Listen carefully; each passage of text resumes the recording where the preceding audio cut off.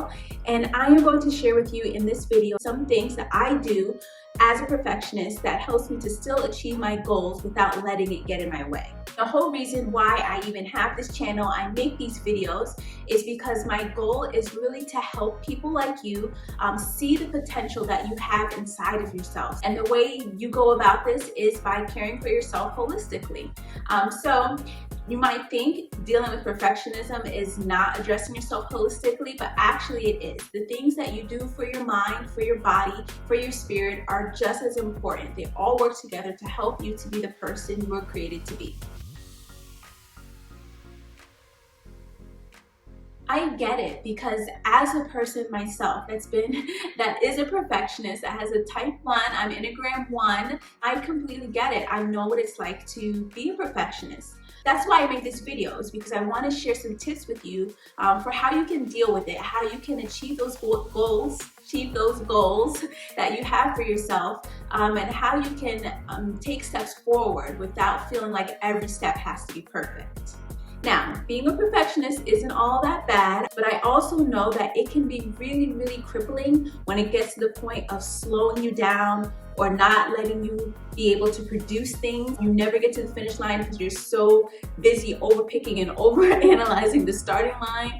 I know what it is when perfectionism just becomes too much and you feel stuck. Okay, so let's jump right into it. The reason why perfectionism can sometimes not be a good thing is because people like me that are perfectionists can sometimes get to a point where we feel like the closer to perfect something is, then the higher our self-worth is. So we equate our own value, how good we are, with how perfect the presentation of what we're making is. So we equate ourselves to the end product, when in actuality, who we are, our identity, is completely separate from what is produced. So unlike OCD, when you don't do the action, you have tremendous anxiety. With a perfectionist, when they finally give in to not allowing everything to be perfect, it actually takes a weight off of them. It takes the load off of them. As opposed to more anxiety, they actually may feel more free. Perfectionism often stems from childhood. Maybe you just didn't really see the worth in yourself. You put all of your energy and your focus into the work that you did because you felt like that's where your value was. That's where you got all the compliments. That's where you got all the reward, is when what you produced, the grades you produced, the projects you produced, the things you made that you created, that's where you felt like you got the most acceptance. So perfectionist, sometimes it stems from wanting or believing that what you make values more than who you are. You're producing something and you feel like it's not that good. You don't feel like the work is not that good, but you feel like you're not that good. And that perfectionism is keeping you from actually making moves, taking action. Your next step is taken so slowly because you're trying each time to hit as close to the perfection mark that you can. But this is so unrealistic, and this is really what's keeping you from hitting those goals that you have for yourself. So before I begin, just let me know in the comments below, are you a perfectionist? Did you make the connection between your childhood or between your need to perform that equates to your worth? What do you guys think about that? Okay, so let's get this rolling. I know you've been waiting, patiently waiting. So without further ado, here are the 3 things that I do that's helped me with my perfectionism. Number 1, journaling. So I have been journaling since I was a little child, a little kid. It has helped me so much, but how does it help me with perfectionism? So when I personally am feeling really, really overwhelmed or stressed, and I feel like my perfectionist ways is really crippling me, I start to write down how I'm feeling. That's where I start. I write down how I'm feeling.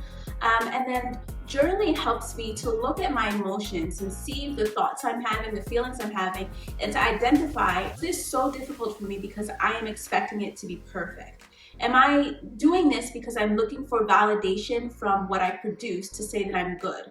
Is this such a struggle for me? Not because I myself feel like I have worth, but I'm hoping what I do, what I achieve, says somehow that I'm worthy. So by journaling, by writing out my thoughts, by writing out my emotions, I'm able to look at what's on paper and really see it from an objective place in my mind and identify what's really the problem here.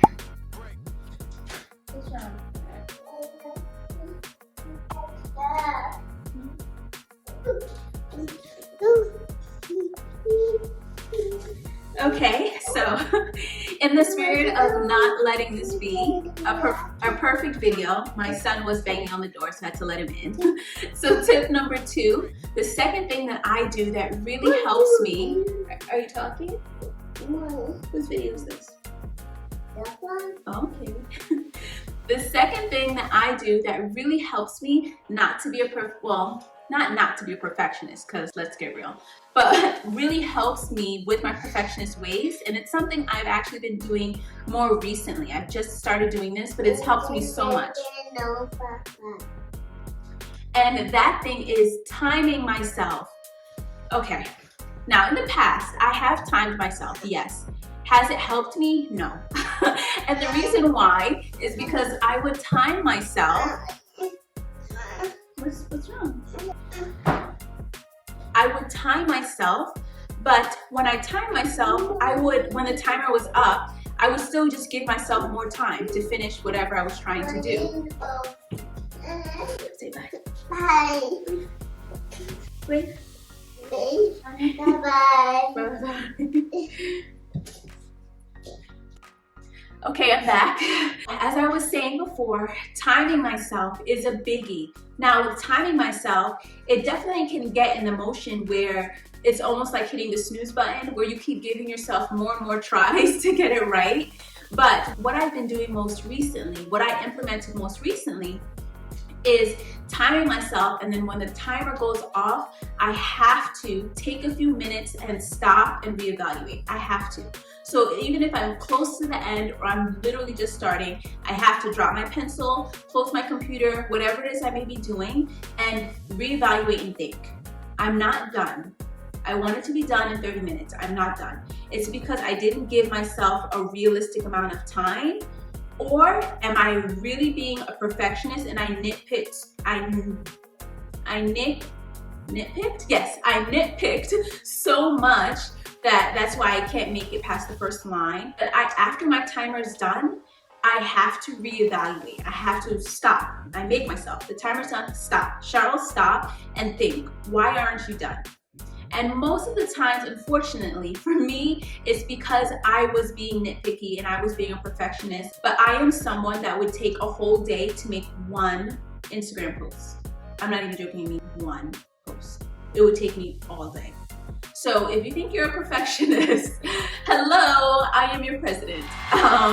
But anyway, so timing myself and reevaluating when my timer is done has really helped me. If you're just timing yourself, but you're not reevaluating, you're not stopping yourself like I was doing in the past, it won't work. But if you're timing yourself, you stop when the timer's done and you think, why is this taking me so long? That's the question to ask. Why is this taking me so long? Your answer to that will determine your next move. And if you need to make it simpler, that is the time. You decide. I will make this simpler. This will not define me. It will be good enough. Okay, and the third thing is that I do is I am intentional about reaffirming myself. This is the key. This is key. And the reason why is because if you remember what I was saying before, perfectionism really stems from an insecurity for a majority of people. Of course, I'm not saying everyone, but it can stem from an insecurity. And the insecurity is in that things need to look a certain way for you yourself to be good enough. Your validation comes from external and not from internal. So how do you change that around? You reaffirm who you are. You remind yourself of who you are. You remind yourself that you were created with worth, that you have value. And it's an intentional thing because it's something you have to do constantly, because you might remember this morning and then by the evening you might have had such a rough day. Everybody's been critiquing you, bad criticism from work, anything, and you forgot everything you affirmed in the morning. So it's a continual process. I pray, I read things that inspire me, that motivate me. I seek out guidance and help from people, putting Post-its in different places in your home, doing things intentionally where you can remember your value that has nothing to do with what you produce, but it's all about who you are. So you journal, you time yourself, and the third thing that I do, reaffirming who you are, reminding yourself consistently. Listen, sometimes being a perfectionist, having high standards, it's a good thing, you know? It pushes us to get 1% better, or it pushes us to keep going. You know, it's not always bad to be a perfectionist, but you know when it's bad. You're watching this video because you feel like it might be bad for you. And so that's what I'm talking about. I know for myself, yes, I've achieved a lot of things because I have high standards, but I've also kept myself from doing a lot of things because I have high standards. Take it one step at a time, but be intentional on focusing on the things that's limiting you. I commend you for trying to improve this area of your life, for watching this video. I hope that these 3 tips, these 3 things that I do that helps me, I hope it helps you too. Please leave a comment below. Let me know what you think, and if you try it, let me know how it works for you. If you would like to see more videos about how you can improve yourself and grow in a holistic way, then subscribe. That's what this channel is all about, and those are the videos that I would love to make and share with you. But until next time, sending you so much light and love, hoping that you're able to live boldly and flourish, because that's what you were created to do. Love you guys. Bye.